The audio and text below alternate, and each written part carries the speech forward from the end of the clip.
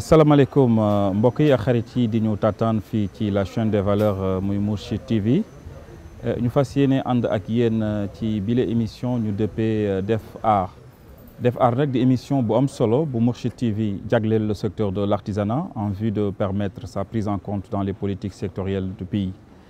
di am nag mbégte lool ak contentement ñëw fii ci village artisanat fas yéene fi tourner sunu première édition ci sunu émission Def Art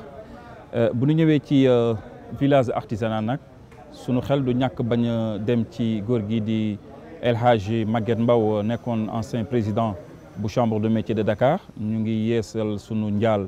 ci famem ak famille artisanat yëpp waaye aussi di nuyu kii di président de l'union des chambres de métier de Dakar président Issa Dieye mais aussi di nuyu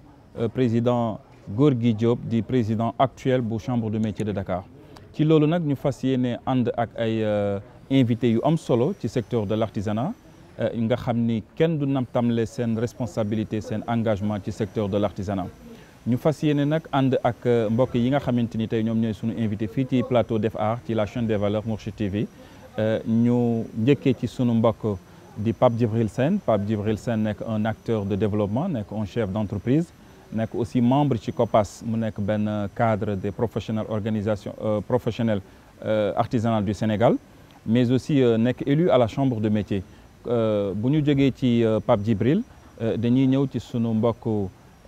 Ndongo Thiam moom defe naa ni kenn du ko présenté ci secteur de l'artisanat Ndongo Thiam nekk président bu BNDAS nekk aussi élu à la chambre de métier nekk membre ci COPAS nekk aussi un acteur de développement tey ñoom la ñu fas yéene àndal fii ci sunu plateau Def Art ci la chaîne des valeurs bu ñu fa jógee aussi dinañu présenter ki nga xamante ni moom mooy Kassé nekk élu à la chambre de métier mais aussi chargé de la communication bu chambre de métier de Dakar ñu ngi am mbégte lool vraiment ànd ak yow ci bile émission di Def Art bu ñu fa jógee aussi dinañu présenter sunu mbokk Bassirou Mbow nekk représentant du CIFAS chargé de la communication mais aussi représenté village artisanat kon mbokk yi ak xarit yi ñu ngi am mbégte vraiment di ànd ak yéen ci bile émission Def Art ñu bàyyi ak sunu invité yi ñu dalal leen ñu présenté ci édition ci éditeur u Mourchid TV Pape Djibril. asalaamaaleykum Mourchid TV donc ñu ngi leen di remercier ci dalal bi di remercier aussi le présentateur Ibrahima Niane nga xamante ni ci secteur bi kenn dootu ko laajteti mu fi def liggéey bu am solo heure bu xëyee saa su ne mu ngi teg ay jéego donc di bokk ci yeneen jéego yi nga xamante ne bokk na ci jéego yi muy def donc ñu ngi ko ci jaajëfal di ko ci ñaanal une bonne réussite di ñaan suñu borom bi defal ko ci ndam donc bu ñu ñëwee ci émission bu mel nii donc nga xamante ni fi ñu koy defee nii di village artisanat bu Soumbédioune di nekk loo xamante ni vraiment ñëpp bu ñu toogee sax fii dañu am benn fierté xam ni c'est des générations et des générations yoo xam ne ñoo jaar fii ci domaine bu nekk bijouterie art tableau d'art yi donc da ngay am contenté xam ni fii fekk secteur la en fait boo xamante ni on a beaucoup de choses à faire donc tey ci yàlla bu dogalee ñu dew fii donc ñu ngi ñaan suñu borom bi lépp lu mu fi wax na doon njëriñu secteur bi di jaale waale aussi comme ni nga ko defee rek mboolem artisan ñu ngi lay jaale ki nga xamante ni mooy El Hadji Maguette Mbow ñu ngi koy jaale ñëpp di souhaiter aussi une bonne réussite au président Gorgui Diop. merci beaucoup Pape Djibril ñu ngi am mbégte lool xam naa nu ñu jox kàddu gi sunu invité Kassé di yore chargé de la communication bu chambre de métier de Dakar Kassé ñu bàyyi la nga nuyoo ak auditeur u seen Mourchid TV bu baax di la nuyu bu baax a baax di la jox sa wàccuwaay di nuyu ndongo suñu frère bi ñu dendal di nuyu Pape Djibril suñu xarit suñu lépp di ziare bu baax a baax cheikh bi di ko ziare bu baax di nuyu ñëpp rek di rafetlu émission bi lii bokk na ci li nga xam ne jàpp na ne mën na am lu bare bari lu mu saafara parce que lii yu mel ni fu ñuy échanger lii xam-xam la te dañoo toll ci jamono joo xam ne yoon la secteur yu mel ni secteur artisanal ak secteur yi ñu suufeel en tout cas am na ci yoo xam ne war nañ ko mën a toog waxtaane ko dinañu permettre yu bare bari ñu xam ne lii fii la toll ak fii la kon ñu ngi lay jaajëfal ci initiative bi yaakaar naa mooy première édition bi. yàlla def ba mu bokk ci émission yi gën a mag ci Sénégal. li ëpp ci Sénégal yi di ko déglu te buñ ko dégloo muy njëriñ maa ngi lay ziare bu baax. di yónnee nuyoo président Gorgui Diop. bi nga xam ne mooy président chambre de métier bu Dakar. waaye ak président Omar Thiam bi nga xam ne mooy vice président chambre de métier bu Dakar nga xam ne moo waroon a teew fii. ngant lu far moo tax ñu teewal ko fi maa ngi lay ziare bu baax jërëjëf. merci beaucoup professeur Kassé chargé de la communication bu chambre de métier ñu ngi am mbégte lool vraiment ci dalal la ci émission bi Def Art donc dañuy bàyyi ak kàddu gi sunu mbokk Bassirou moom it mu présenté wu en tant que représentant bu SICFAS. waaw asalaamaaleykum wa rahmatullah mbokk yi ñuy seetaan wala mbokk yi ñuy déglu ñu ngi leen di nuyu ci ni mu gën a rafete monsieur Ibrahima ñu ngi lay nuyu di nuyu sunu naatangoo yi fi toog yëpp sëñ bi Thiam ak sëñ Kassé ak sëñ Jibril di nuyu borom kër gi di Gorgui Diop ak président Issa mi jiite chambre de métier yëpp di nuyu tamit Ibrahima Sow mi nga xam ne si ne moo jiite interprofessionnel bu village artisanal Soumbédioune te délégué ma tey ma war a ñëw wax ci seenu tur di nuyu mbokki artisan yi nga xam ne ñu ngi ñuy seetaan ñëpp fu ñu mën a nekk di rafetlu lii am na solo trop ndax li ma ciy gën a jàngate rek mooy ay dirigeants yoo xam ne si ne kenn ku nekk yaa ngi woon ci sa ruq wala yaa ngi woon ci sa coin di défendre artisanat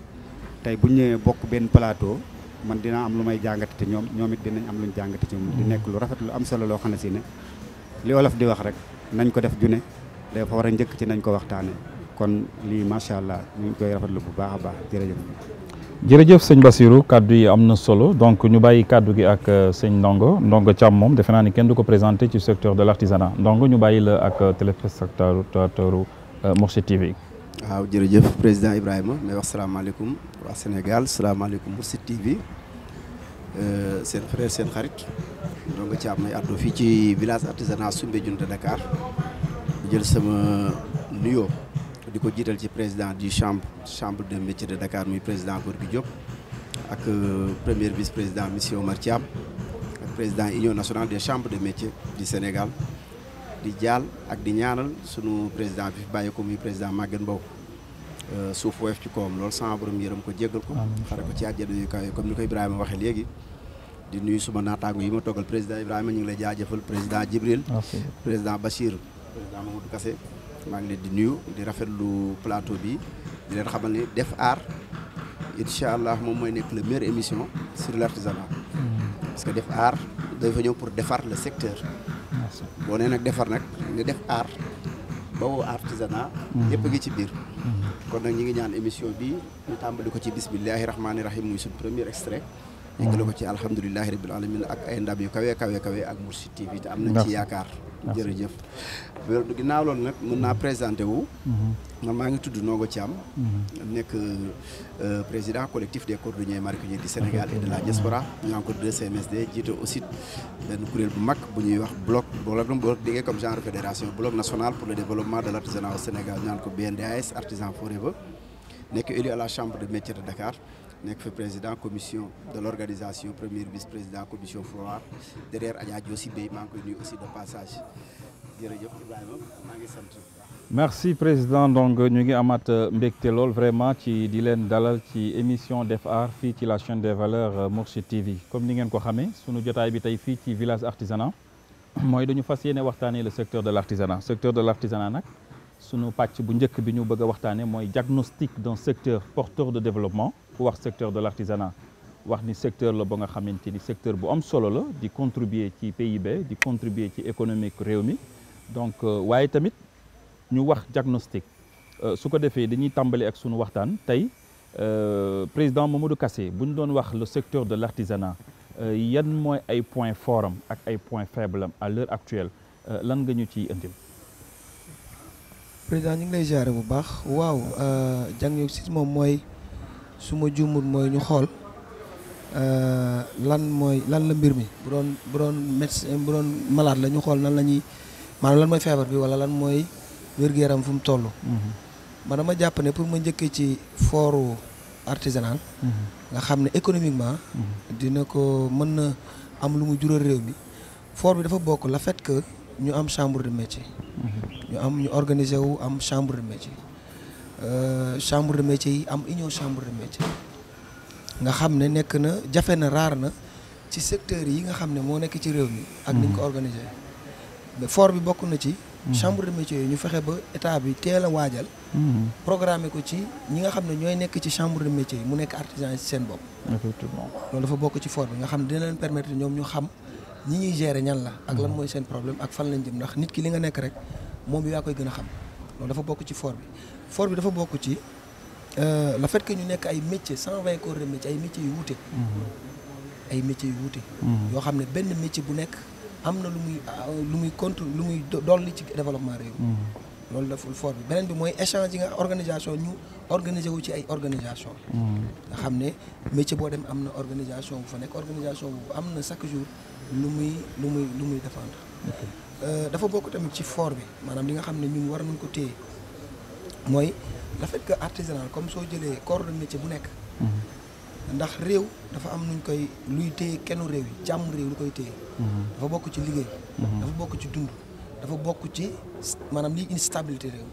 léegi nag stabilité réew moom ñun li nga xam ne mooy suñu fort mooy li ëpp ci Sénégal 75% yi ci bëri ay borom métier lañ ci artisanal lañ nekk léegi nag kon li ëpp ci réew mi ci liggéey artisans yi ñoo ko gàddu léegi nag loolu dafa bokk ci li nga xam ne mën na am lu mu apporteel li nga xam ne moom mooy économie réew mi loolu dafa bokk ci fooru artisanal beneen bi mooy wuute bi nga xam ne ñu ngi koy wuute ñun suñu biir nga xam ne kii day nekk métier bi mu bokk kii nekk métier bi ñu mën a échangeante yu bari ci expérience ci relation ci yu bare loolu gis naa ko ci foor yi nga xam ne xëy na mën nañ ko waxandigum ci artisanal. Merci beaucoup ñu ngi lay jaajëfal bu baax je pense que président Mamadou Kassé ñëw na ci fooru secteur de l'artisanat Pape Djibril ci même question bi dañu nekk ci diagnostic d'un secteur porteur de développement te bu ñu waxee un secteur porteur de développement bala ñuy dugg ci potentiel secteur de l'artisanat dañu bëgg a wax un peu diagnostiquer un peu secteur bi rôle bi mu war a jouer ci économique bi selon vous yan ñooy faiblesse secteur de l'artisanat en tant qu'élu à la chambre de métier mais aussi en tant qu'acteur du secteur de l'artisanat. waaw asalaamaaleykum encore une fois Ibrahima ñu ngi lay remercier encore di encore resaluer waat encore sama co-débatteurs yi donc suñ ñëwee ci ponk bi nga wax lu am solo nga wax parce que balaa ñuy mën a wax dara xool feebar bi jàngat xool li nga xamante ne permettre nañu à partir de là daañu mën a tëb beneen étape parce que boo xoolee actuellement nii je pense que président Kassé wax na ko léegi nii on a 120 corps de métier donc ñooñu boo leen répertorier rek organiser leen jàpp naa ni ko lu ñu bëgg a tabax ci réew mi war naa mën a yomb nga jóge foofu nga ñëw ci li nga xamante ni maanaam mooy les chambres l'organisation donc loolu yëpp nekk na loo xamante ni war nañ ko mën a exploiter te pourtant ay potentiel la tey ji boo xoolee sous région bi bëriwaa na ci lu bari loo xamante ni boo fa demoon tey ay Sénégalais nga fay fekk ñu nekk ay acteurs ñooñu tey jii di jëriñoo tey ñi nga xamante ni tey jii mooy métier bi mais à travers d'autres pays donc potentiel boobu yëpp tey war nañ ko mën a gën a exploiter parce que li tax mooy tey jii bu fekkee ni ki dafa nekk fii gisul boppam fii la plupart temps day génn te loolu yëpp tey jii bu fekkoon te toog nañ fi ñu organiser wu un peu war nañu mën a defar loolu beneen potentiel bi mooy li nga xamante ni jëm na ci état lu ñu waroon jëriñoo parce que foo xamante ni dañ ne 30% wu économie ñoom ñoo fa nekk maanaam ñi nga xamante ni ñoo nekk dans la vie active mat nañ 30% ñooñu état war na leen mën a war na mën a jëriñoo ci ñoom mais malheureusement tel n'est pas le cas. Il y a une absence de il y a un manque de volonté politique en fait. mais en même temps de collaboration la parce que entre état ak artisans yi partenariat la et partenariat kenn ku da nga war a gis sa bopp ci partenariat et malheureusement état daf ñuy seetaan ñu nit joué wuñ suñu rôle donc ñaar yooyu bu ñu dajee dañu war a toog autour d'une table waxtaan parce que li indi yooyu yëpp mooy que ni état dafa am benn bët bu muy xoolee artisans yi mooy que ni amuñu benn niveau pour mën a participer ci li nga xamante ni moom mooy les fonctions yi nga xamante ni moom la état mën a joxe parce que tey dañ naan la pour nga mën a nekk ci nangam ci état le premier ministre wax na ci lors bi muy def redressement économique bi wax na ci àdduna ci secteur de l'artisanat comment se fait-il que nga wax ni état dafa am bët bu ñuy xoolee le secteur de l'artisanat. waaw mais xam nga su may wax loolu ay génération yu dajale. di ñëw ba egsi fii nii. loolu indi tey ñu egsi fii nii ba mën ci wax. mais tey jii loolu dafa yàgg du tey maanaam tey jii loolu lu ñu war a réorganiser waat la surtout si taxi yi. parce que bu ne yow tey ku ne kii def na 12 ans ci benn métier wala 20 ans ci benn métier. kooku da nga ko war a valoriser. kon xam-xam boobu état da ko war a jëriñoo ci biir administration. et malheureusement loolu état mi ngi koy bàyyi muy jàll. kon wax naa ci li nga en fait j'ai du mal à comprendre boo nee xam-xam boobu état daf ko war a jëriñoo ci biir administration ban xam-xam expertise artisanale est-ce que dañ ko soxla ci biir état. wala lan nga bëgg a wax foofu en fait. en fait xam nga boo xoolee tey état mooy teg politique de développement. et moment bi mu koy teg dafay toog xalaat. mais moment bi mu koy xalaat dafa soxla ñoo xamante ne dañu am xam-xam. mais bu fekkente ni ñi nga xamante ni dañu am savoir faire bi da leen génne ci xalaat bi. nga jël ñoo xamante ni théorie lañ am. xalaat ba pare. bëgg a ñëw woo ñi nga xamante ni ñoom ñoo yor savoir faire bi ne leen kaay leen valider mais lan la ñuy valider. c'est au moment de penser fi ñuy xalaatee tey jii foofu la ñu war a woote. ñu toog parce que léeg-léeg comme ni ma koy waxee rek. léeg-léeg nga nekk architecte nekk ak maçon bi. mais am na loo xam ne boo ko bëggee tabax maçon bay leneen la mënul nekk. waaye léegi yow bu dee da ngaa bëgg a tabax réew tabax loo xamante ni mooy économie bi. da ngay woote ñi nga xamante ñoo am le savoir faire.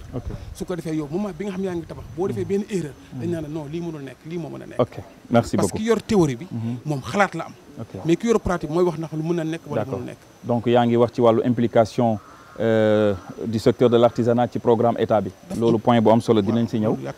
ñu jox kàddu gi professeur Ndongo moom defe naa ni ñëpp xam nañ taxawaayam engagement am Ndongo Thiam sur le plan international Ndongo Thiam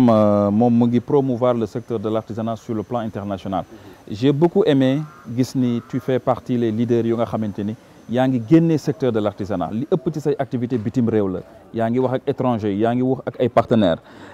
ban jàngat nga am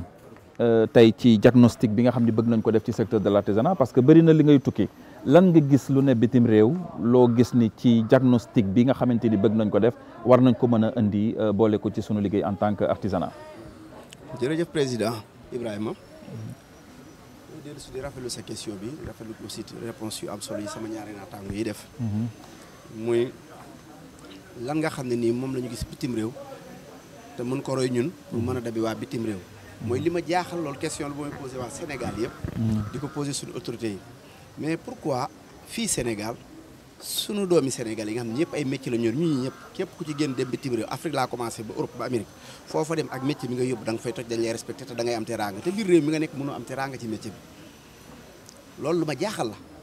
mécanicien bi soudeur métallique bi. uude bi ñii ku ci dem Europe wala Amérique wala nga dem Côte d'Ivoire wala Congo bijoutier bi laaj leen sama mbokki artisan yi ma nekk ci penc mi ma nekk muy village artisanat def naa réew yooyu sénégalais yi ñoo yore artisanal ba yëpp ñoo ñawal jabari président yi ñoo yore bijouterie ya ñoo yore restauration ya ñoo yore menuiserie bois ya mais di ca tedd sax teraanga yi ci am à l'étranger mënuñu ko am ci biir réew mi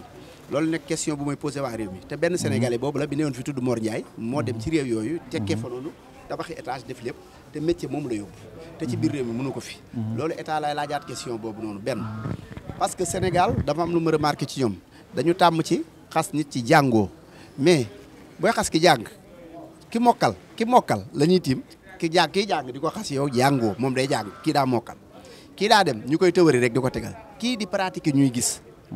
ñu jël kii pratiquer ginnaawal ko ba bu ñu jàkkaarloo moom toujours dañu koy xas moom sax dañ koy dut baaraam léegi réew moom nan lay développé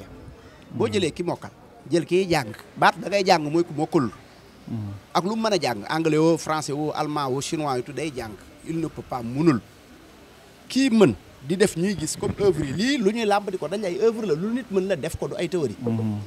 mais ki defar lii fi ñu toll nit bu doon wax daan ko bu mënu bind turam rek danaan ko yow jàngoon nangam sàngam mais moom dafa mokkal yow yaa toll ci jàng comment on se avance loolu aussi lu ñu war a def taxaw seetlu la parce que ab théorie yorut am réew ay waxi kase feesalut ab kol jëf ñuy gis moo fi am fii li ñu toog yëpp ay nit a ko liggéey lu ñuy làmb daj ko la du lu ñuy jàng du lu ñuy chose à peu près ay objet la ay artisanat ko teg lii ñu sol kaw ba suuf artisan yee fi jaar fii ñu toog artisan yee fi jaar table yi ñu tim artisan yee fi ay artisan ñoo ñuy filmé parce que dans le secteur service la ñu nekk les caméramans yëpp c'est des artisans bon te Sénégal ma remarqué politicien bu jóg ku ñëw di tiitaroo artisanat mooy levier bi yore l'économie mooy dox réew mi moo koy développé te yow doo ko mën wala boo ko mënee doo ko def ba di ngay wàcc loolu mu doot aussi leneen lu ma jaaxal lu ma seetlu point bu am solo pour ma dëggal loolu ngay wax am na benn italien bu tudd Felice Armanti jóge na ba Italie ñëw seet si ma fii ma ànd moom ci ay village mu préparé ci benn projet pour mën a jël 500 sénégalais yóbbu leen Italie di leen former ci biir entreprise am ci biir Hacienda bi bu nekk am na hôtel mag yëpp li ñuy lekk ka naan yëpp moo koy bay ñoo koy transformé mu jàngal leen ko di leen fay par weer ba ma yóbbu ko direction de la formation professionnelle ñi ngi may dégg wërale ko ministère de l'agriculture rek lu nekk ak régime passé mujjul fenn France daal di dem mu ne mën naa ko def ak yéen convention bi di jël 500 sénégalais chaque année yóbbu mais est-ce que jot nga ko présenter ministère de la formation professionnelle ca jamono booba fekk ñu ko fa mais directrice de la formation professionnelle moo fa nekk ok moom la ñu demoon seeti ñoom ñi ngi may dégg waa DFT am na solo am naa image jërëjëf seen rencontre ak ñoom vas-y léegi ñooñu ñëw indi xam-xam boobu ne mën nañ aussi mu nekk partenaire pour le terrain ñoom mën nañ di ñu indil ay tubaab aussi ñoom it ñu am na lu mu gis fi lu ñu war a mën a jàng ak lu ñu mën a jàngal si fii bu ñu leen yóbbee formé leen ñi ñu mën a jël ñu jël leen ñi ñibbi si ak seen diplôme ñooñu bu ñëw dañuy formé fii leen jàngal lu ñuy defaree suñu meew mi nu ñu koy jariñu ba mën a defar suñu formation dootu ñu jéggaan formation fenn ci àdduna bi te ba tey mi ngi bindanteeg man ñu waxtaan yóbbu ko Gorée présenté ko directeur de ministère de Gorée fu ne mu jël fa engagement yooyu ñëwoon pour chercher partenaire amu fi dara dafa mujj di jibbi ma ne ko loolu na loolu neex ci dëkk bi mu ne li ma naqari mooy li gën a jafe ngeen am man ci ay montagne laay bayee di bay mandoor la ak olive bi di ko defar ba wan ma produit ba indil ma ko ma téye mu ne ma seen géej gi su ma rombee chaque jour suba ngoon xale yi dañuy daw comme ay jën yu génn ci bitti dañuy daw entraînement toujours xam nga loolu dañoo amul luñ def jot lañu am temps sport bu bari bi sax temps la merci beaucoup xale am ngeen suuf su nooy am ngeen ndox mais da ngeen liggéeyut je pense que kaddu yi am na solo te li nga wax ni remarqué nañ ko vraiment ci conscience su jeunesse su réew mi nga xamante ni dañuy jël seen temps lu ci ëpp vraiment ci di ko fo su ko defee dañuy jëm ci sëñ Bassirou Mbaw moom daanaka ci biir village artisanal la nekk di artisan aussi bu am solo ba tey ñu ngi ci biir question bi parce que dañu ne le secteur de l'artisanat diagnostic d'un secteur porteur de développement bu ñu ne secteur de l'artisanat dañu jàpp ni secteur la boo xamante ni dafa war a contribuer ci développement réew mi selon vous lan nga ñu ci mën a indil. waaw jërëjëf Cheikh Ibrahima waxtaan bi vraiment waxtaan amoon na solo trop macha allah tey comme ni nga ko waxee rek ñu ngi fii ci village artisanal Soumbédioune bu Dakar mu xaw a méngoog lool comme yow li ngay wax ndax boo xoolee président Senghor lu mel noonu moo taxoon mu def ay village artisanal de Soumbédioune sunu maam yi mu xamoon ne ñoom li ñuy def am na impact ci réew mi mën naa andiwaat développement mu créer leen site bu mel nii dajale leen fa mu def ay corps actuellement fi mu toll mi ngi ci 5 corps bijouterie maroquinerie couturière ak sama mbokk lawbe yi bientôt ñi ngi jëmaat ci ñi nga xam ne si dañuy def wàllu décoration bi teinture ak yu mel noonu. Donc pour le moment 5 filières le village bi attribué. waaw pour le moment 5 filières ñi ngi fi. te xoolal béréb bu mel ne village rek. ni mu mën a participer ci économie gu réew mi. loo xam ne si ne bu ñu ko doon xool fi mu toll mi ngi ci 350 cantines te cantine bu ñu nekk la ca nekk gàtt mën na 5 personnes am yoo xam ne mat na 10. xoolal loolu ñaata population moo ci nekk. te foofu mu amaat beneen sens boo xam ne si ne tey village artisanal dafa mel ne université la. ndax tey jii nii am na koo xam ne si ne bu fi amee xéewal gaa nga jëm Casamance am na koo xam ne bu fi amee xéewal gaa nga jëm Louga am na koo xam ne bu fi amee xéewal gaa nga jëm Ndar dootul kenn mënut ko wax lépp njëriñ li lu mel noonu kon loogu li ñuy woo état rek mooy esprit bi président Senghor amoon ba xamoon suñu mag ñi fañ nekkoon ñu doon awee ci ay taatu garab wala ñeneen ñi doon liggéey mu xam ne ñii ñu am important la mu indi leen jàppale leen bañ mën a liggéey mais tey boo xoolaatee village artisanal bii nii li fi changé bëriwut gaa am na ay quelques changements waaye tey jii nii normalement fi ñuy defee émission bi nii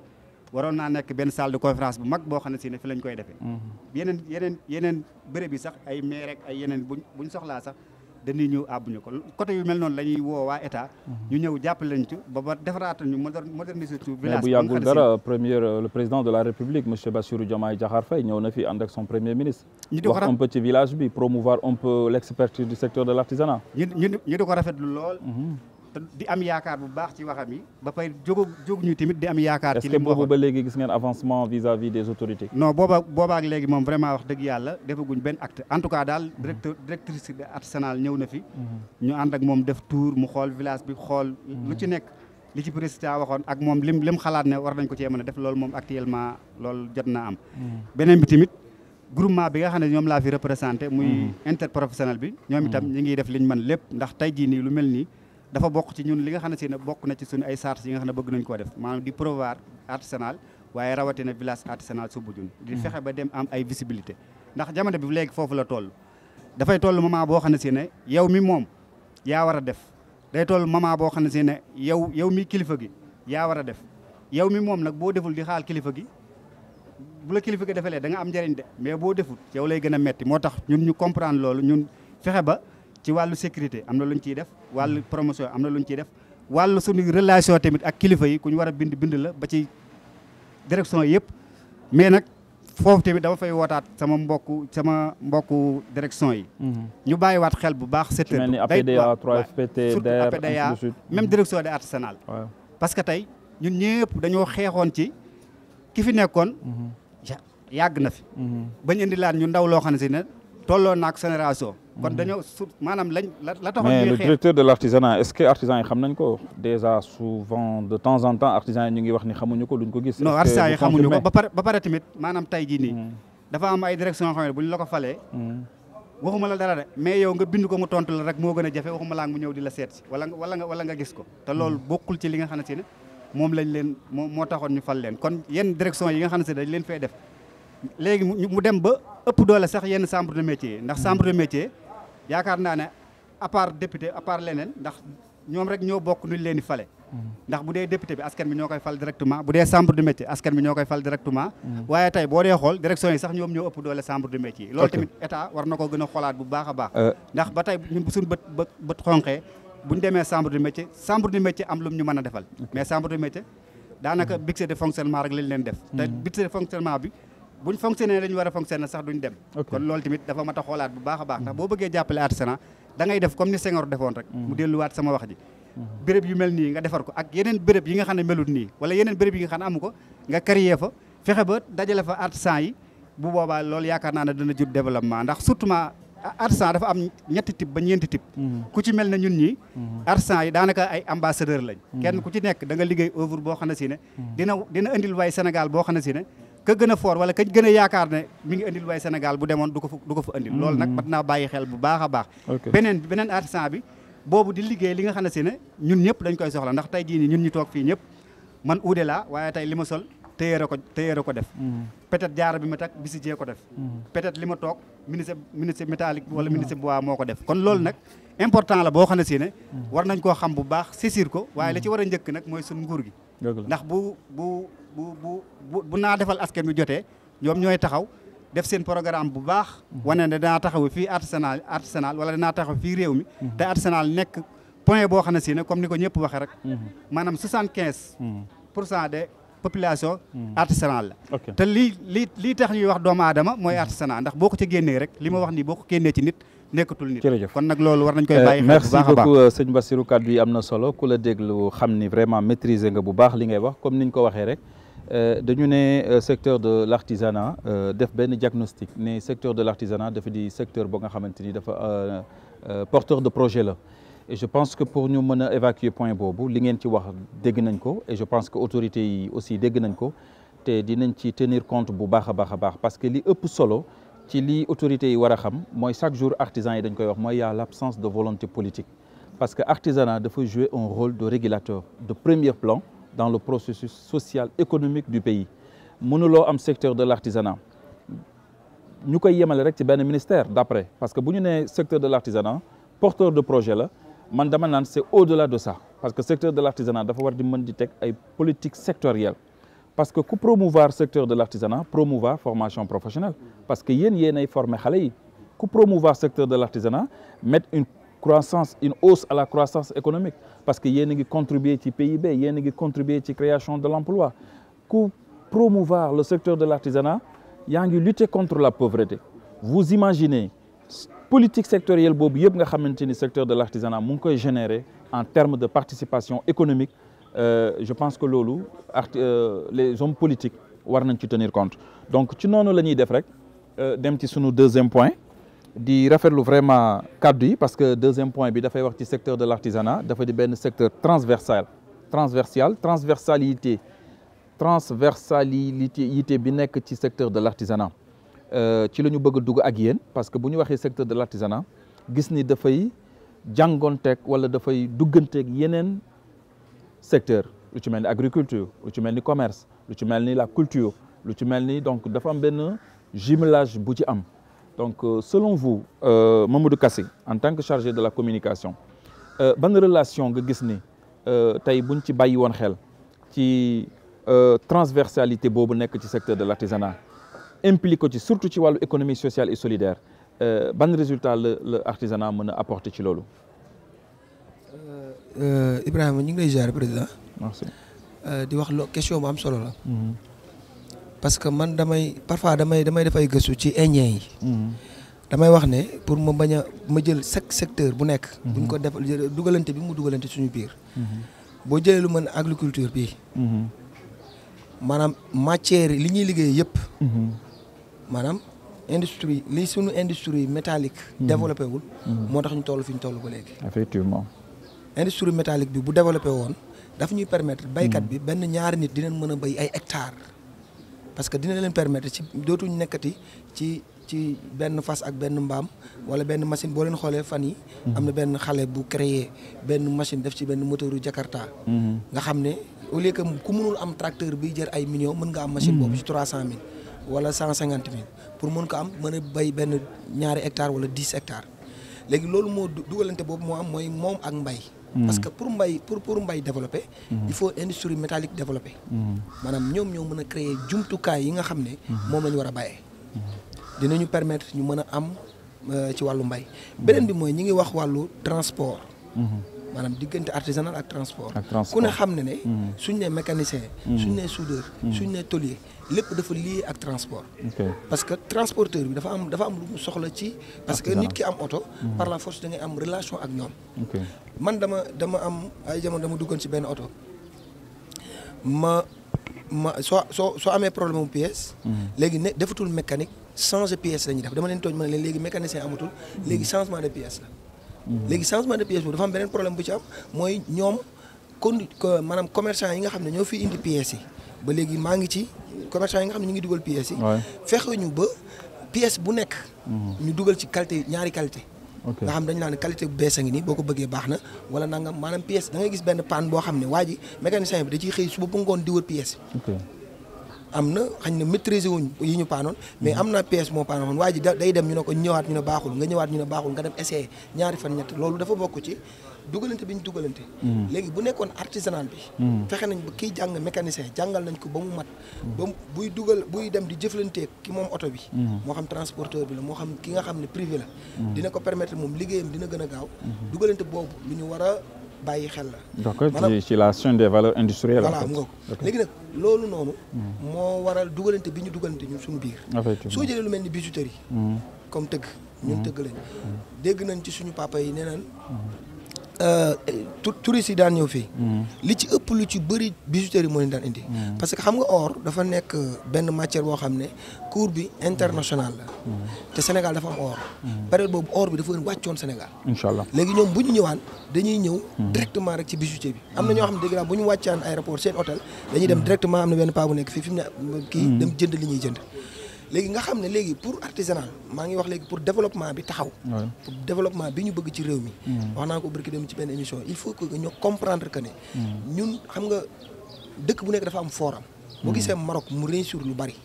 ñun dafa am ñaar yu ñu ratee te loolu fekk corrigé wuñ ko du ñu dem. mooy benn mooy donga daara yi ak importance bi ñu jox ci réew mi ak xam-xam bi ñu indi ci réew am ko te jëriñoo wuñ ko. ak artisan yi xam-xam bi ñu am comme ni ko ndongo exemple koo xam ne dafay jëf nga gis parfois nga dégg nit mu naan la non mënuñu defar Sénégal mënul defar puso dama naan la yow yaa mënta defar puso mais man tëgg bi mën naa defar puso mën naa defar oto mën na defar parce que da nga ko jàng merci malheureusement ñiy théorie nag point bu am solo la ñoom wax lañ gën a mën point bu am solo la dinañ si ñëwaat Pape Djibril dañu nekk ci point bu am solo te dañu wax ni secteur de l'artisanat secteur bu transversal la par rapport aux autres secteurs gis nañ relation du secteur de l'artisanat ak la culture le commerce l'agriculture surtout ci wàllu chaîne des valeurs selon vous ban jàngat nga ci am ba gën ko bàyyiloo aussi xel vraiment rawatina nouveau régime bi nga xamante ni ñu ngi promouvoir lu bëri ci wàllu économie sociale et solidaire. effectivement Ibrahima. indi nga point bu am solo. mu jëm ci li nga xamante ni war na permettre tey jii. ñu mën a préparer wu en conséquence parce que. ci kuréel bi ñu nekk actuellement ni ñun on est en train de réfléchir. sur comment organiser le secteur en filière. en filière. parce que ci filière yooyu ci ngay demee ci chaîne de valeur yi ngay wax ni ok parce que boo jëlee benn exemple rek tey soo jëlee exemple ci cuirs et peaux tey jii dafay def appel à l'agriculteur. def l'appel à l'élevage. kon ça veut dire que agriculteur bi. je pense que benn jour kii mu ngi koy wax sax. Ndongo président Ndongo mu ngi koy wax benn jour. c'est-à-dire que tey jii agriculteur bi moo mën a jox ngàncax bu baax pour que nag bi nga xamante ni moo mën a def cuir bi. mu mën a am cuir bu baax. kon mbay mi day intervenir. mais en même temps éleveur bi day intervenir. gis nga ko bu éleveur bi intervenir. nga gis artisan bi intervenir. la chaîne des valeurs nga gis commerce bi intervenir. kon loolu yaakaar naa ni état lu mu war a gën a liggéey la. préparé wu parce que mënoo am benn potentiel ba pare te exploité wu. et loolu la ñu dal en fait. effectivement te loolu dafa am lu mu ñuy delluwaat mooy lan moo waral loolu. li waral loolu yëpp mënuñ ko exploité mooy malheureusement ni ñuy tëgg économie bi dama ko doon wax sànq eggal ma ni ñuy tëgg économie bi. dañ cee préparé ñi nga xamante ni ñoo am xam-xam. xam nga fii ni ñu am xam-xam. li ñu koy wax mooy ki nga xamante ni dafa am ay diplôme ay bac plus nangam ñun foofu lañ jàppee am xam-xam. waaw. en fait loolu fekk ñu ngi ci sens boobu. li tubaab bi bëgg la ñuy def. connaissance ak savoir entre connaissance et savoir. parce que tubaab bi daf ñu préparer. à la pauvreté en fait. tubaab daf ñu préparer à la pauvreté te ñun ba léegi bàyyiwuñ ci xel. tubaab bi ni ñu préparer à la pauvreté mooy dama koy wax chaque jour mooy tubaab bi daa fexe ba ne. yéen ñu jàng yéenay xalaat. yéen ñi nga xamante ni mën ngeen. non yéen mën ngeen toog nee. waaw léegi bu fekkee yow da nga def loolu c'est-à-dire que yow fexe woo ba ñoom ñaar ñu bo ànd de parce que bu ñu àndee xam nga ni dañuy tabax réew mi mais da ngaa fexe ba duñ ànd maanaam boo bëggee ay nit duñ dem da ngay xool lan maanaam ci fan lañ mën a jaar pour dem. donc si je loolu comprends ngay dindi. souveraineté bi ñuy wax moom moo fi amul. loolu lañ dindi parce que pour nga mën ko dindi da ngay xool li tax duñ mën a ànd nga dindi nga teg loolu. parce que boo nee exemple tey un ndongo tey. donc il mérite un bac plus 5 exemple laa jox mais lan moo tax amul parce que moment bi nga xamante ni chambre yi waroon nañ jël au moment bi nga xamante ni ndongo am na 3 ans ci métier bi ñuy utal certifié ko mu dem ba am 5 ans ñu certifié waat ko suivant niveau mu dem ba am 10 ans ñu certifié waat ko buy am 15 ans day nekk expert ci li mu nekk te pourtant état mën na loolu te pourtant état moo war def loolu mais malheureusement en fait suñu chambre yi aussi n'ont pas joué leur rôle. nos chambres n'ont pas joué leur rôle. parce que valorisation des exercices loolu chambres yi ñoo koy def. régime Abdoulaye Wade régime Macky Sall am na luñ ci joué woon mais ça n'a pas encore abouti. ça n'a pas encore abouti parce que ba léegi ñu ngi bàyyi mi ngi traîner. parce que ba léegi wax naa la ko mooy fekk règle yi nga xamante ni moom la ñu définiroon pour tënkuñu dans la pauvreté fekk règle yooyu ñu ngi fi. on va continuer de rester dans la pauvreté. merci te ñu koy def loolu lañ si jublu. merci parce que bëgguñu ñu ànd. am na solo ak ñi nga xam ñoom ñu am xam-xam. am na solo pour ñu dàqante ak temps bi émission bi am na solo te questions yi dafa am solo te contribution yi aussi dafa am solo donc Samba ci loolu dañu nekk ci beneen point bu am solo te mooy secteur de l'artisanat ak transversalité bi ci am maanaam jëflante gi mu mën a jëflante ak yeneen secteurs yi lan nga ñu ciy indil en tant que Bachir en tant que invité. waaw jërëjëf. parce que defe naa ni yow war nga ko mën a maîtriser parce que yaa ngi ci village bi. waaw maa ngi ci village bi jërëjëf comme ni nga ko waxee sax macha allah. dafa mel ne artisanal mooy jëmm ji nga xam ne soo ko laalee rek laal nga yeneen yëpp. ndax tey comme ni ko sama mbokk mi waxee ministre commerce artisan bi bu defaree ba pare bay jaay day daal dugg ministre commerce. agriculture ni mu ko waxee ci wàllu cuir et peau day daal di dugg. élevage naka noonu kon daanaka dafa mel ne artisanal moom boo ci intervenir rek intervenir nga lépp comme ni ma waxoon sànq rek ndax tey même agriculture kiy bay machine ba muy demee tool heure ba muy bayee yooyu yëpp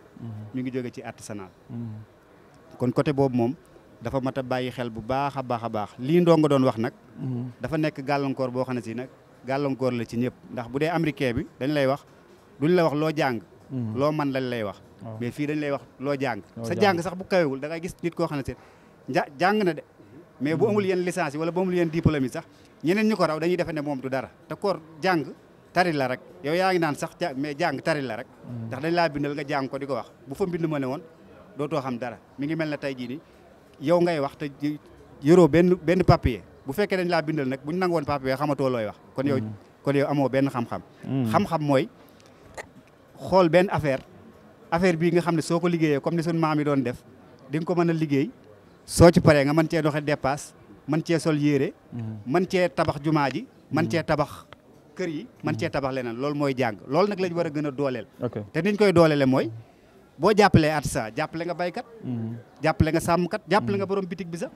ndax tey yow soo tey jii nii boo fi ñëwee am fi yenn capital yi boo demee sa kër ga kii jaay ceeb da koy yëg kii jaay daal da koy yëg kii jaay leneen da koy yëg kon boo jàppalee artisanat rek mel na jàppale nga lépp foofu la ñuy woo nguur gi. mais bu ñu xoolee gis ni aussi nguur gi par rapport ak budget bi mu alloué le secteur de l' artisanat te ñu wax ni artisanat dafa am benn transversalité bu mu am ak seen budget est ce que gëm ngeen ni artisanat dina mën a jëflante ak yeneen secteurs yi par rapport ak fi artisanat toll ci réew mi. non man pour man budget par yenn saa yi daanaka ay chiffres la rek da ngay dégg ñu ne am nañ budget temps nangam mais ci fee yi. pour nga gis ko loolu moo ëpp solo. maanaam tey budget yi nga xam ne dañ koo alloué yenn ministères yi. war koo def fii. maanaam li leen ci def loo nga di ko gis dafay am solo trop par exemple tey bi nga ñëwee village artisanal Soumbédioune nga gis ne ministre formation professionnelle wala ministre artisanal kat ci nguuru tel moo fexe woon ba def fi lii lépp wala moo fexe woon ba defal lii artisan yi man loolu laa gëm ci ay budget yenn direction yi dama ci dellu si waat tamit joxe exemple ci benn direction boo xam ne li muy def même muy ASAPEX dama gisoon ci commencement expo bi moo xoon terme bu ma neex ba fi mu toll man terme boobu ci laa jàpp na ci la nekk mooy man day benn ndigal laay joxle mooy ku war a dem na dem ku war a dem bu mu dem kuy dem na nekkub artisanal maanaam jàppale ki nekk village artisanal Soumbédioune ak jàppale ka nekk Fongolum ak jàppale ka nekk Casamance ñoom ñëpp ñoo ci yam àq te ba fi mu toll fi may waxee nii li ma jàpp mooy vraiment ñi ma dégg ñuy dem parce que par exemple nga dégg ñu la kii Mbour la jóge par exemple nga dégg ku ne la kii village artisanal la jóge par exemple nga dégg ku ne la kii Casamance la jóge loolu nag la ñuy bëgg ci yeneen direction yi yëpp ku ko defagul nga di ko def parce que dañ leen fay teg pour askan bi jërëjëf oto yi leen di jox loolu am askan bi na la point bu am solo boo xamante ni dinañ si ñëw donc ñu ngi rafetlu kàddu yi bu baax merci beaucoup dañuy ñëw rek ci ndongo xam naa question bi moom moo ci des te mooy transversalité bi am ci secteur de l' artisanat yow moom xam naa lu ñàkk di nga am loo ci mën a indi vu que yaa ngi génn lu bari diggante artisanat ak yeneen secteurs yi lan la mën a jur ci koom-koomu réew mi ak lan la ci état bi war a mën a profiter pour promouvoir ko. jërëjëf Ibrahima. transversal secteur artisanat. métier buy taxaw ci kaw ci planète bi rek. secteur la sax buy taxaw ci planète bi parce que métier moom ñun ñoo ko ñooy artisanal ñu artisanal mooy métier. ak mu mën a doon artisanal. te nit di ko def ci loxoom ak xelam boppam. loolu moom mooy artisanal moo tax muy yaatu. kenn mënu ko tasalim 120 yi ñuy wax ak 140 ak 240 ak ba sa ëpp na koy wëy. parce que nit lu muy xalaat nii rek di ko def ci loxoom bii rek ak xelam mii rek kooku c'est de l'art loolu tax ñu ne artisanat. loo xam ne robot dugg ci machine dugg ci. industrialisation dugg ci. transversalam mooy ni ko sama gars yi Pape Djibril wax na ko sëñ Bassirou wax na ko. Kassimi wax na ko. ñun amuñu fu ñu yem. ministère yëpp la ñëpp a war a liggéey ñun ñëpp la ñu war a liggéeyal. ba ci impôt et domaine sax boole ko ci. parce que foo nekk dina fa ñëw dinañ fay suñu place yëpp ay patente la ñuy fay. mais est-ce que conscience boobu am na ci ministère yi. waaw dama bëgg ñu xam ne émission la ñuy jàllale. pour ñoom ñu dégg ko. parce que daa la jox benn affaire maa ngi koy wax benn kilifa sànq. fari na fii ñoo xam ne ñu ngi ay autorité lañu. ñun ñoo leen ëpp xam-xam.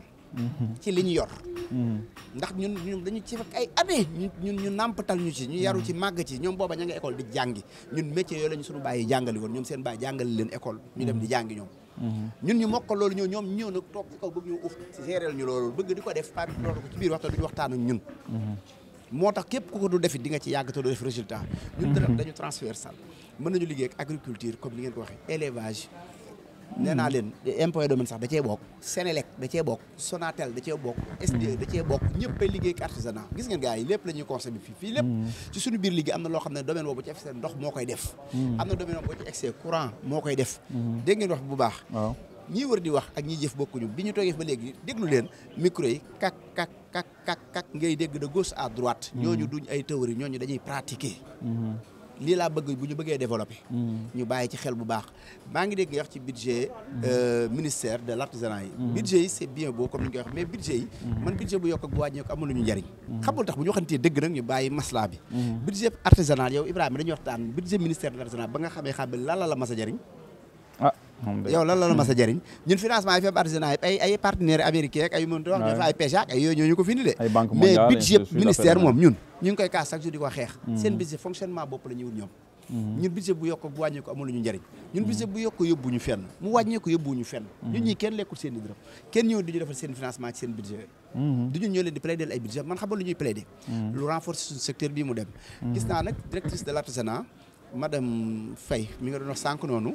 ci tabaski yi def na collecte bu am solo ci cuir jeppo boo xam ne nit dinay jéem man wax dëgg je le connais pas très bien dañuy wax nii rek ci secteur bi comme yéen nii rek mais gis naa image yooyu ba loolu dama ko publier sama page Facebook muy lu rafet lañ fi yor ci cuir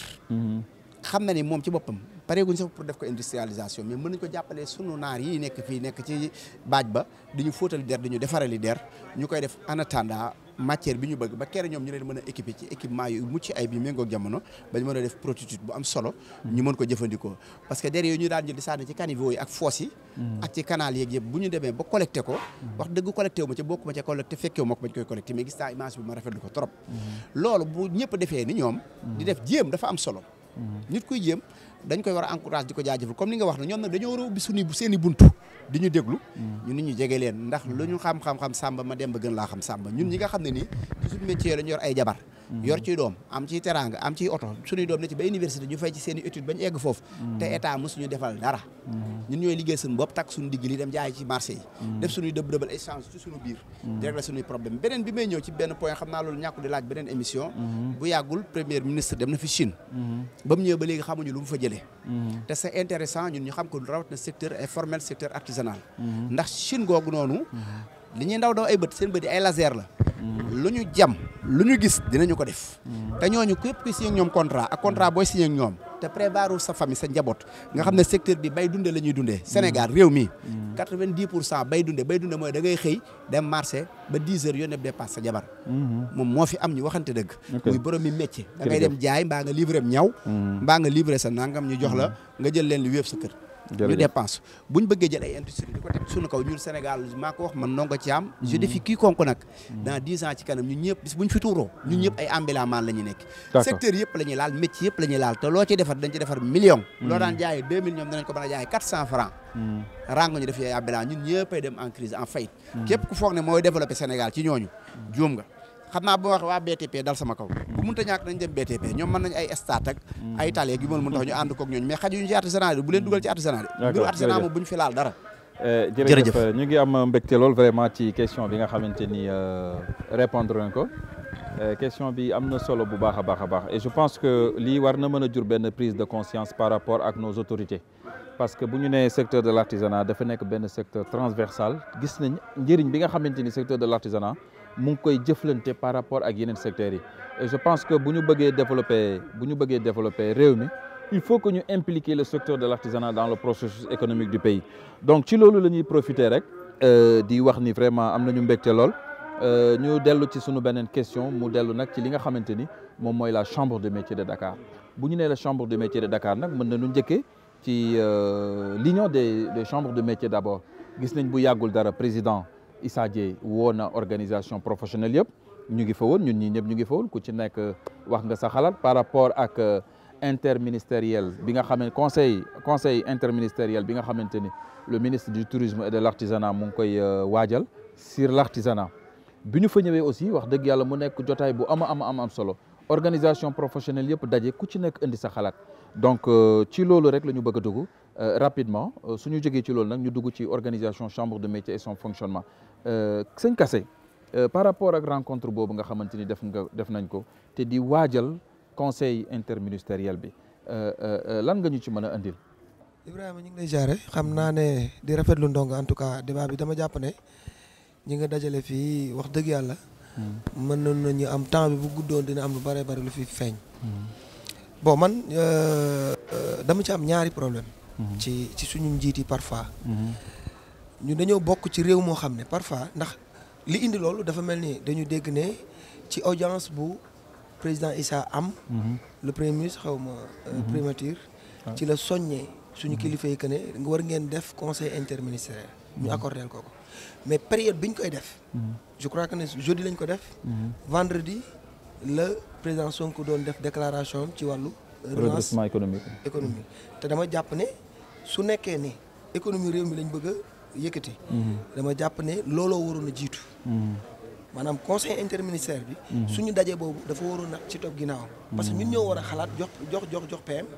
PM tëgg ko ak secteur am doo ko jëbal askan wi mais ñun mënuñu xalaat ci kaw xalaat boo xam ne moom fekk na mu xalaat li mu xalaat ne war na ko teg ba pare jàpp naa ne keroog daje boobu jotul rapport bi te bu si defee conseil interministériel day nekk beneen xalaat à part léegi nag man loolu fi li ma fi déggee mooy dañoo am njiit yoo xam ne li ma wax léegi ñun suñuy priorité parfois dañ koy li nga xam ne fa la ñu war a seen doole fa la nekk parce que boo déggee keroog déclaration PM bi da ngay gis ne yéene ji mi ngi fi bëgg def mi ngi fi mais mi ngi ñuy wan ne ñi ngi trouver fan la ñu war a jàpp pour mën a am économie bu dëgër te loolu ñuy wëri foofu mi ngi ci artisanal bu dee partenariat mi ngi ci artisanal bu dee xaalis sax bi ñuy wër mi ngi ci artisan yi parce que mi ngi fi bu dee parce que démb di gis nga ñu ne directeur SOMISEN 4 fu mu waroon a am 100 et quelque am na fa 400 fan la ko jëlee ci entreprise privée yi fi nekk te am na pour la première fois aussi conseil interministériel ñu impliqué ci secteur de l'artisanat ci façon bi est-ce que aussi loolu du innovation li nga innovation la mais li ma ci kii rek mooy est-ce que su nekkoon initiative bi dafa jóge ci ñoom d'abord maanaam ki nga xam ne dafa ñëw kaay ma dimbale la am na lu mu waajal mais bu dee yaa ko soññ il faut nga dimbale ma mu ne la demal organiser wu pour ñu dimbale la xëy na loolu mën nañ leen soññ pour ñu xam ne farata la mais beneen bi mooy daje bi jëmmi daje bi man dama jàpp wax naa ko keroog ñun artisans yi li gën suñu problème mooy bind li nga xam ne moom mooy jafe-jafe secteur bu nekk parce que man bi ma toogee président Sonko dama ne ko yéen politiciens yi parfois boo leen di tëgg seen programme pourquoi doo leen dem toog tëgg bi toog ak tëgg yi lan mooy seen problème ñu wax la lan mooy problème bi lan mooy solution bi lan mooy nangam ñu bind ko doo ko jébbal seen programme ñu dem ci téyër bi dem ci nangam mais parfois dañuy tëju seen biir rek ni ñu ko xalaatee ak ni ñu ko fogee yu ci bëree bëri ci lañ koy kii ñoom nag def nañ ay révolution yu mag parce que ñoom ñooy benn parti wala après yeneen parti yi ñëw na indi secteur kii benn corps boo xam ne ñu ngi koy tuddee ci wàllu artisanat xëy na loolu nag demande bi moo bëri moo tax ma lay encourager ci émission yu mel nii parce que wax naa ko léegi rek ci kii bi mooy réew bu ne secteur bu nekk yow yaay xeexal sa li lay tax sa taxawaay ci réew yow yaa koy xeexal sa bopp te dama jàpp ne loolu mooy indi ba ëllëg si biir ñoom dinañ comprendre fi ñu leen di wax jërëjëf merci beaucoup Pape Djibril sans plus tarder comme temps bi daf ñu njatt rapidement rek ñu jëm ci préparation conseil interministériel bi nga xamante ni moo waraloon union des chambres de métiers mobiliser les organisations professionnelles ñu defee woon ko fii ci Douta Seck selon vous ban analyse nga ci am. asalaamaaleykum encore une fois donc je pense que comme ni nga ko waxee rek président l'union woote na donc ñun ñëpp ñu daje fa waroon na wax suñu xalaat ci kenn ku nekk mais malheureusement man d'après sama analyse format bi ñu ko defee waroon nañ ko mën a gën a organiser parce que il faut que ñun aussi tamit ñu jéem a ñëw dans les normes parce que lu mel noonu ñun bu amee pour la prochaine fois laay wax dañoo war a teg ay ateliers def ay ateliers yu ñuy permettre kenn ku ci nekk mën a indi sa contribution par groupe ou je sais pas nañ ko mën defee mais bu fekkee yu mel noonu dañ koy def kenn ku nekk yor sa micro ku bëgg a nekk bëgg wax loolu man dama ko tuddee wax sa xalaat donc je pense que man format boobu su ma sañoon la prochaine fois ñu réfléchir. Mais quant à l'idée vraiment c'est intéressant parce que kenn ku ne xam na ni fi ñu toll nii nguur yi bu ci nekk fii ci àdduna soo bëggee développer faa nga waxtaan ak le secteur de l'artisanat parce que le secteur de l'artisanat dafa nekk secteur boo xamante ni il faut que nit ñi xam potentialité te loolu nag mooy mën a tax. mais aussi on a habitude à chaque fois bu les politiques bëggee def réplique rek ñu ñëw daw versé wu ci secteur de l'artisanat mobiliser artisans yi ñu dajee waxtaan mu nekk benn slogan mais bu ñu fa jógee après doom benn impact ci secteur bi loolu dund nañ ko fii ak secteur précédent yi. waaw loolu nag xam nga ragaluñu lu mel noonu dalaat. waaw loolu nag xam nga artisans yi tam ñoo war xam seen bopp comme wax naa ko sànq sama njëlbeen wax dama ne la relation entre état ak artisans yi partenariat la. partenariat nag ñaari partenaire ku ne da nga war a gis sa bopp ci partenariat. état a bien intérêt à ce que mu collaborer ak artisans yi. artisans yi aussi am nañ intérêt pour collaborer ak état. lu tax parce que tey jii état li mu soxla pour développer wu. fan la ko mën a jëlee. parce que ñeneen ñi nga xamante ne dañoo ëpp ci secteur ay artisans lañ. donte la sax mënoo jëriñoo li ñu am. mais ñoo fi ëpp. léegi nag ñooñu bu fekkee da nga bëgg liggéey relation partenaire ak ñoom da ngay fexe ba noo jotee xaalis bi nga moom nga soxla si ñoom. mais itam fexe loo leen di accompagner. vice versa. macha allah bu ko defee kenn ku ne da nga gis sa bopp ci ànd bi. Ndongo ñu remonté ci yow ci même question bi rek par rapport ak organisation interministérielle conseil interministériel bi ñu bëgg a def ci secteur de l'artisanat ba tax union des chambres de métiers mobiliser les organisations professionnelles y compris le président de la chambre de métiers de Dakar selon vous ban analyse nga si am rapidement. waaw non analyse bi ma ci am xam naa man du ma guddal. lu may jour boobu même bu mu amee. rafetlu naa ko ndax lu mu bon dajale nañ ñu tey. nañu wax leen seen jafe-jafe. ñu jël ko ñu yóbbu ko. conseil des ministres conseil interministériel la ñu def bu ñu paree nag techniciens yi dañ tànn lañ fa wax lépp. ndax xam naa sax dara ñàkk fa solo. tëgg ko ci document bu am solo. jébbal ko kilifa gi wala ministre bu ko yóbbee ca table président de la république ak PM. xëy na ak coppeeku dina am ci secteur bi. man loolu rek laa xam ne mën nañ ko ci am comme bénéfice. xëy na nag xala gu daju suuf def mënut a ñëw baaxandoo. am na ay manquement comme ni ko gars yi waxee. parce que wax na ko lu dëgg la. muy balaa loolu doon am. waroon nañu. ñu tëgg lii ba pare. président la PM. soog a génn. soog a def rencontre am bi mu doon def semaine passée. pour joyanti l'économie du pays. kon daal si je comprends bien sareet bi dafa jiitu fas bi. d'accord mais nag ba léegi c'est pas encore tard. parce que mën nañ ko rattrapage bi mooy. document bi bu pare. xam nga dafa wax li mu bëgg. mais conseil ministre dafa am. conseil ministre dafa am bii di ñëw bu amee bu ñu yóbbee document bi ñoom. dinañ xool point yi ci am solo ay directives la yu muy joxe rek ci ay direction ak ministère am. bu xoolee artisan yi lii la bëgg aussi bu ko jeexee ñu defal ñu ko ñun fallaahu man daal damay ñaan ak dégg ak topp yàlla na ca topp yàlla na ci am. dégg ak jëfe dañ fa waxtaane jërëjëf jërëjëf. sëñ Bassirou rapidement comme temps bi daf ñu njatt selon vous daje boobu ban analyse nga si am. waaw analyse bi ma ci am de mooy rafetlu la ko bu baax a baax di wax ne ñëw na ci temps di wax sama gars yi ñu bàyyi xel na rek. ñoom bi ñu ñëw dañu fay indi seen projet bi nag dafa tënku ci ñetti type defe naa ne lii kase di wax nii bokk na ci seen programme ñoom ndax boo gisee defal nañ ko sàmmkat yi te fi ñu war a rafet a njortu ñun dañoo yor loo xam ne si ne ki bëgg fu mu tëdd ak ki bëgg ko wéttali tëjal bunt bi du leen boole man loolu laa jàpp ndax ñoom dañoo am ay obligation ci ay résultats te ay résultats mënuñu ko amee fenn furul ci artisanal kon damay jàpp ne programme bi laataa ñoom ISA di fa dem ñoom fekk na ñoom ñu am ko ba di ko préparé lañuy maanaam li ñu doon préparé bërki démb ak ñun li ñuy séentu ci ñoom doonul benn kon ñun li ñu war a def rek gën a góorgóorlu ba bu ñu fay dem comme ni ñu ko defee keroog joxe fay idée yu baax yoo xam ne bu demee dana bokk ci yéen ñi jël loolu daal lañ koy ñaan di ñaan premier ministre tamit ak président Diomaye comme que léegi kenn dutu ko waxati secteur artisanal parce que ñëw na village fii te ba mu ñëwee village fii dafa jàpp ne bu fi waxee dafa mel ne wax na ci manière générale artisanal yëpp wax gis-gisam ak ban important la am ci artisanal bu ñu koy fàttali loolu rek lañ koy fàttali ci conseil interministériel ba lañ fa tënkee mu war a jur njëriñ ci Sénégal ñu tënk ko man foofu rek laay waxee. mbokk yi ak xarit yi nga xamante ni yéenay suñuy invité comme ni ngeen ko xamee rek kii di président Moussa Niang seeti woon nañ ko durant émission bi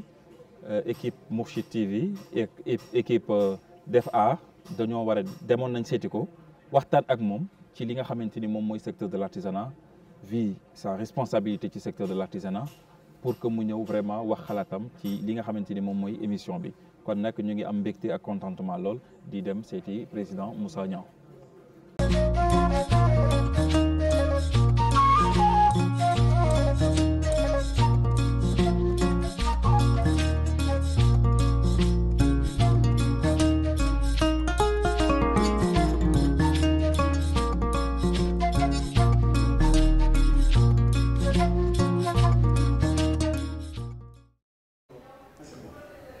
Merci beaucoup Def Art, toute l'équipe de Mourchid TV et félicitations à cette belle émission qui porte sur la voix des artisans. Je pense que ça sera une émission pérenne, une émission aussi boo xam ne dina contribuer très largement à vulgariser l'artisanat, à impacter positivement sur les artisans, à impacter positivement aussi sur les décideurs pour qu'ils puissent prendre des décisions qui vont dans le sens de bien faire de l'artisanat sénégalais. Jërëjëf Ibrahima, je pense que waxtaan bi am na solo trop. Bon, artisanat ku ko wax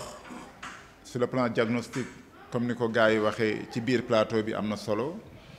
Je pense que ñëpp xam na ni c'est un secteur bu am solo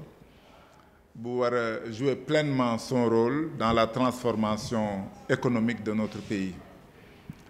Tey jii aussi ñu toll à l'ère de la souveraineté, mais à l'ère aussi d'un redressement économique. Ku wax loolu wax artisanat beneen doxalin beneen taxawaay bu mu war a am. Première taxawaay bi weesuwul comme ni ko gars yi junjee mooy la maîtrise des données du secteur de l'artisanat.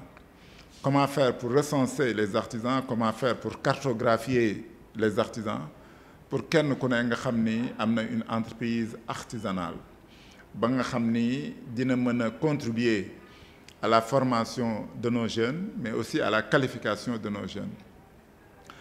Contribuer aussi à la création de richesses, mais aussi ku wax création de richesses wax aussi contribuer à l'économie de ce pays mooy sur la fiscalité. Yooyu yëpp ñu war a wax ak décideurs yi war a taxaw ak décideurs yi xam ni beneen level lañ war a teg boo xam ni artisanat dina contribuer positivement à l'économie de ce pays. Ñu nekk aussi ci benn ère boo xam ni dañuy wax sous-emploi, dañuy wax employabilité, mais dañuy wax aussi manque de qualification, parce que manque de qualification boobu tax na aussi sunu ndaw yi pratiquement mënuñu am liggéey. Comment l'artisanat peut contribuer à la qualification de nos jeunes ba nga xam ni dina épouser ay métiers de l'artisanat, parce que soo demee ci yenn dëkk yi comme la France bi nga xam ni dañu ci jël exemple très souvent dañ ne l'artisanat est le premier employeur de ce pays. Ñun nag war nañ xool quel artisanat la ñuy jox suñu dëkk. Loolu dina am avec la réforme de nos chambres de métiers, de nos chambres consulaires. Fexe ba nos chambres consulaires nekk des chambres attractives yoo xam ni aussi dinañ am joxe ay services pleinement ci artisans yi ba nga xam ne artisans yi dinañ gëm chambre de métiers yooyu kenn ku ne am sa carte professionnelle, mais am sa carte aussi bu wane ni tu as une entreprise, parce que nous sommes defe naa état bi ñu yor nguur gi ñu yor li mu wax mooy dafa war a appuyer sur un secteur privé fort, un secteur privé pourvoyeur d'emploi, mais un secteur privé qui accompagne l'État, qui contribue à l'économie. Donc loolu artisanat li muy laaj mooy avoir un environnement propice à l'éclosion des entreprises artisanales et à la pérennité des entreprises artisanales. Parce que li ñu wax ci peut-être secteur informel artisanat, que li ñu mën a wax sax mooy artisanat moom du secteur informel, mais quand même li ñu ci wax mooy durée de vie bi nga xam ni artisans yi dina entreprise artisanale dina ko am du excéder 5 ans, parce que dañ ni 97% de notre économie est portée par ce secteur dit informel, dont la quasi-totalité c'est des artisans. Donc comment faire pour que artisans yooyu jouer pleinement leur rôle? On doit les considérer comme un secteur privé, créer un environnement favorable, un environnement propice au développement de ce pays, un environnement boo xam ne entreprise yooyu dinañ mën a impacter positivement sur l'emploi des jeunes, sur la formation des jeunes et pour les doter d'un emploi décent. Je pense que loolu aussi artisanat war na ko jouer rôle bu am solo, mu nekk pourvoyeur d'emploi, mu nekk régulateur social. Aborder ngeen point bu am solo mooy la transversalité de l'artisanat. C'est vrai que contrainte majeure bi ñu gëm ni aussi artisanat am na ko mooy li ñu ko bëgg a cloîtrer ci benn sous-secteur ni artisan rek la, alors que vu la transversalité de l'artisanat soo xoolee c'est vrai que yéen a ngi wax léegi dañu jëm ci vers un conseil interministériel boo xam ni day porter sur l'artisanat. C'est une très bonne initiative loolu day wone ni la transversalité de l'artisanat di chaque ministère am na lu mu war a jouer sur l'artisan parce que soo waxee entreprise artisanale soo waxee sécurité sociale la prévention sécurité sociale mooy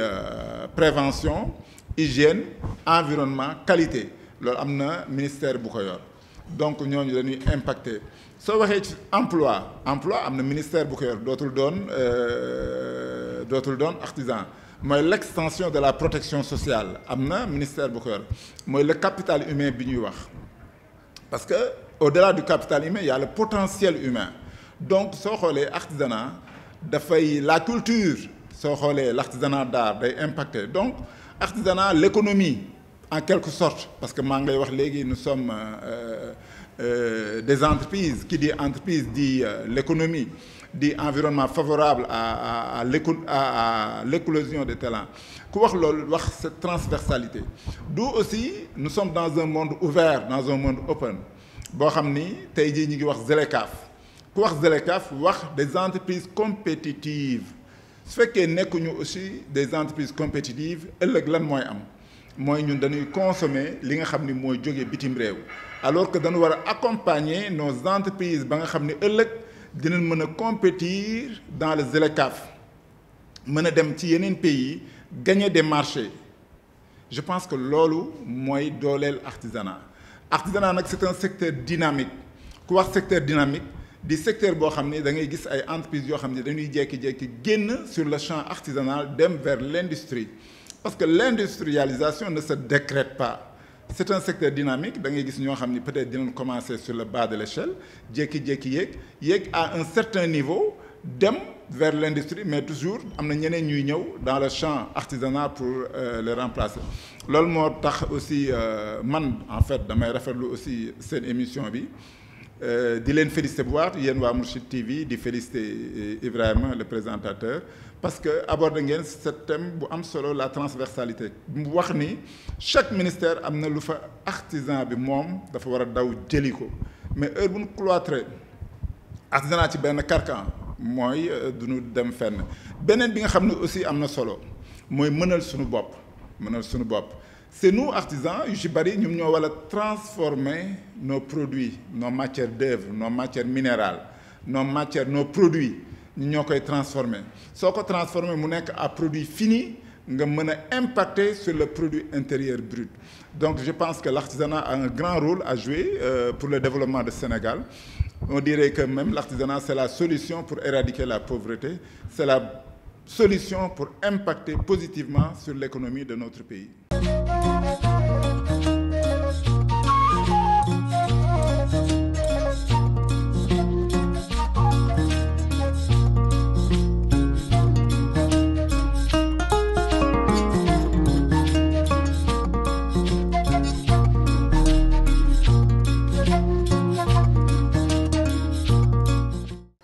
kon mbokk yi ak xarit yi di ñu taataan ci secteur de l'artisanat lii moo nekkoon seen émission bi ñu leen indiloon fii ci la chaîne des valeurs muy Mourchid TV muy sunu première édition ñu dippee ko nag def art fas yéene defar lépp lu nga xamante ni moo nekk ci secteur de l'artisanat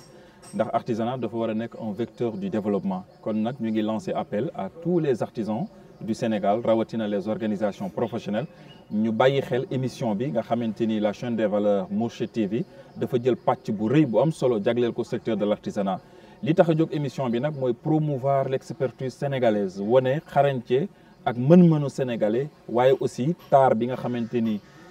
Sénégal l'artisanat mu ngi koy jaay à travers le monde ñu fas yéene ko fësal ci sunu chaîne des valeurs muy la chaîne Mourchid TV ñu ngi am mbégte ak kontaante lool vraiment di jaajëfal sunu invité yi di leen remercier à la prochaine.